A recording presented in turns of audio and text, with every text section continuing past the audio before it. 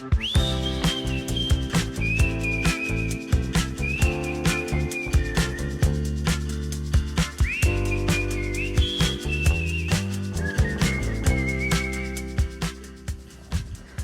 Durham kids, welcome back. It is Annie, Pastor Annie here, and I am so glad that you're joining me today because we are talking about individuality. Individuality is discovering who you are meant to be so you can make a difference. That's right, we've been talking about that all month long, so you should kind of have an idea about what makes you special. What kind of gifts did God give you that's unique to you? So let's think. It could be maybe that you're a good listener. Maybe you are super creative and you love to make art and bless others with that with a card. Maybe you are super good at sports and you can show people how to have endurance and courage and how to be kind. Yeah, even to the other team. So there's so many ways that God has gifted you. Now, the Bible story that we're looking at, it's in 1 Corinthians chapter 12. And in there, the Apostle Paul is writing to the church in Corinth, and he's telling them how all these different gifts, they work together. That's right. They work together kind of like our bodies. They work together like the hand, the ear, the eye. They all have to work together to complement one another. And that's like our gifts too. So I hope you enjoy our Bible story today as we explore that. And our bottom line today is that we can use our gifts to make a greater difference. So friends, I hope you enjoyed this whole month learning about your gifts, what you're good at, and how we can bless others and work together. All right, we'll see you again next week, okay, everyone? Bye.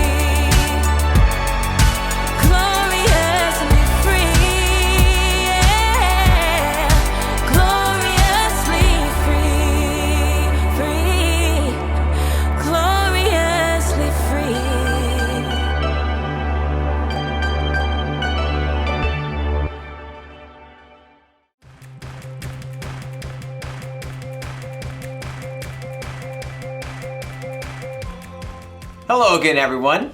My name is Graham, and as you can see, I kinda like candy a little bit. I think when you know what kind of candy someone likes, it says a lot about their individuality. Individuality is discovering who you're meant to be so you can make a difference. Because we're all different, right? We look different, we act different, we're gifted at different things. Like maybe your gift is that you're really smart. Or maybe you're a gifted performer. Someday, you're going to be a star. Or what if your gift is sports? Of all these gifts here, which one do you think will make the greatest difference in the world? Clearly it's the smarties, right? I mean, they get the best grades in school, they invent things and solve complicated problems for people. They could literally change the world with their gift. Ooh, but hold on a second. These stars entertain us. They make us laugh and cry and feel all kinds of emotions. We learn things from the songs they sing and the stories they tell. Things a smarty would never be able to teach us. Surely the stars make the greatest differences. Ooh, then again, when I'm watching sports, it really gets my blood pumping. And playing sports helps us to grow stronger and stay healthy. Without our health, it'd be hard to enjoy anything. People with a gift for sports can really make a difference.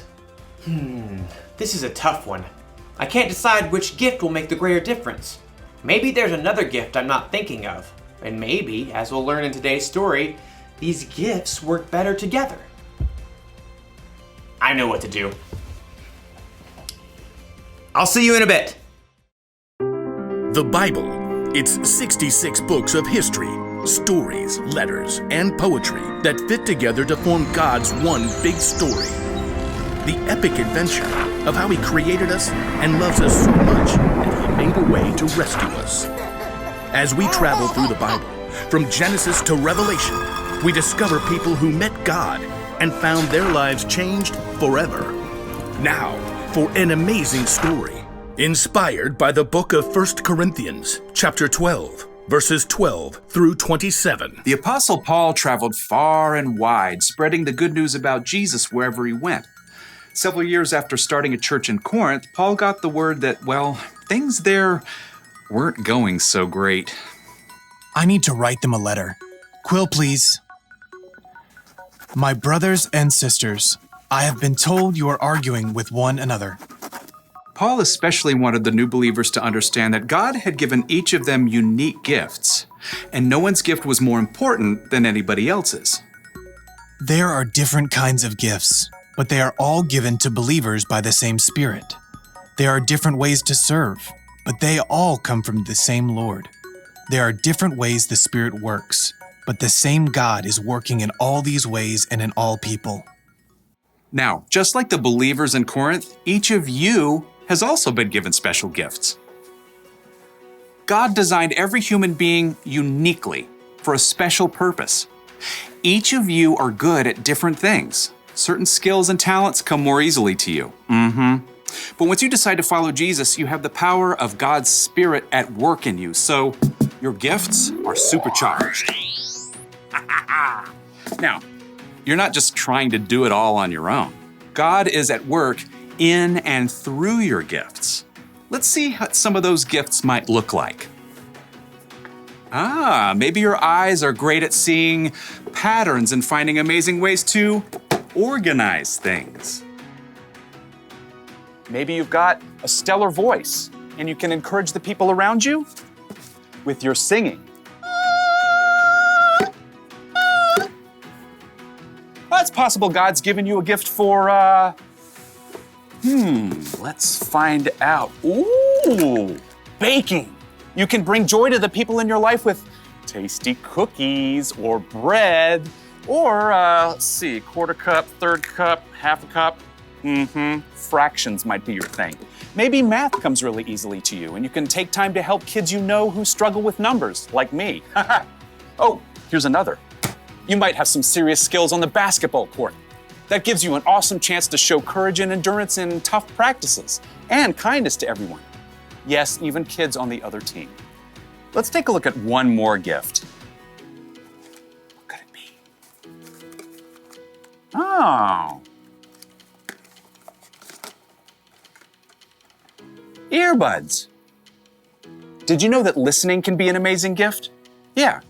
So many people are stressed out and hurting, and what they need most is just a friend to let them talk and really hear them out.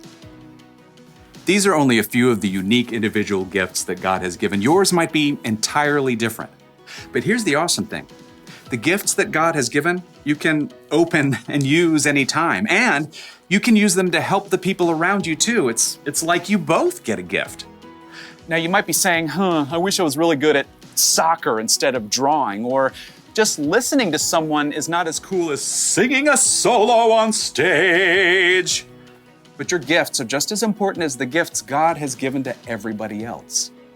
Listen to what Paul says. There is one body, but has many parts.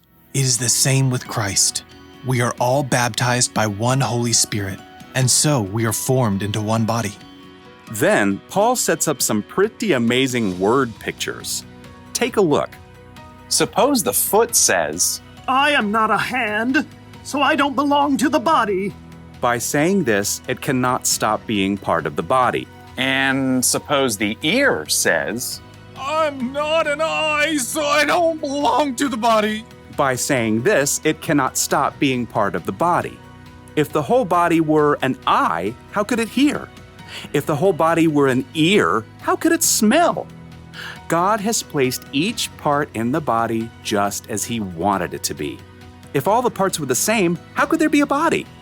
As it is, there are many parts, but there is only one body. the eye can't say to the hand, I don't need you. the head can't say to the feet, I don't need you. In fact, it is just the opposite. The parts of the body that seem to be weaker are the ones we can't do without. God has put together all the parts of the body. In that way, the parts of the body will take care of one another.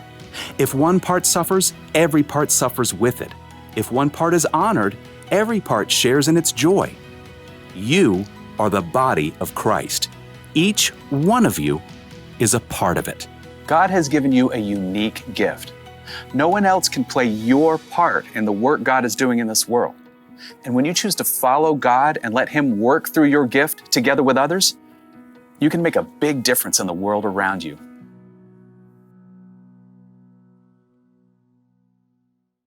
You've probably figured this out already, but there are way more than 3 different kinds of gifts. You might be able to sew or create things on a computer.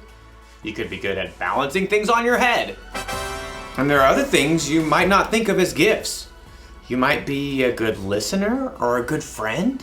You could be super patient or a peacemaker.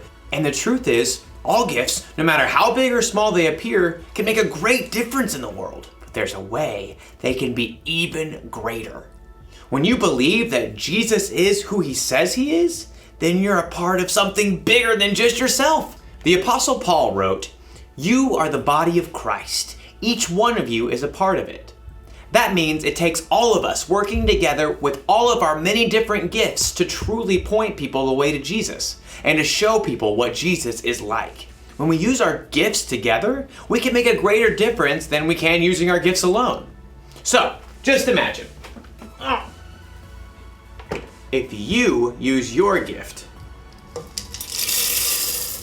and then you find someone with a different gift to work with, and then both of you find someone else, you could all work together and you can accomplish things none of you could have imagined. You should definitely use the gifts you've been given to make a difference. But here's the one thing to remember. We can use our gifts together to make a greater difference. We can literally change the world. That is so good. Kind of lumpy though. Yeah, I'm gonna stop drinking that now. I'll see you next time.